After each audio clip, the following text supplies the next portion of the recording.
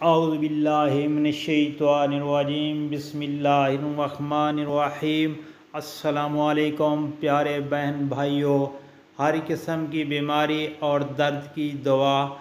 अगर आप किसी किस्म की बीमारी या दर्द है तो आप ये दुआ अव्वल आखिर दुरूद शरीफ पढ़कर 3 बार दम करें। इंशाअल्लाह अल्लाह ताला आपको शिफा देंगी।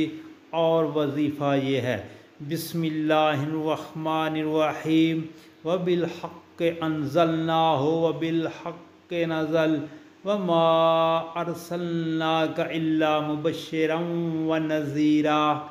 बिस्मिल्लाहिर्रहमानिर्रहीम व बिल हक़्क़ि अन्ज़लनाहु व बिल हक़्क़ि नज़ल व मा अर्सलनाका इल्ला मुबश्शिरन व नज़ीरा।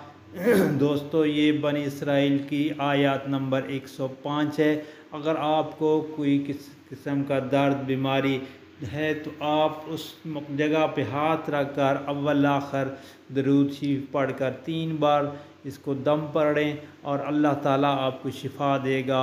और आपसे गुजारिश है कि इस दुआ को आगे दोस्तों में शेयर करें। आमीन।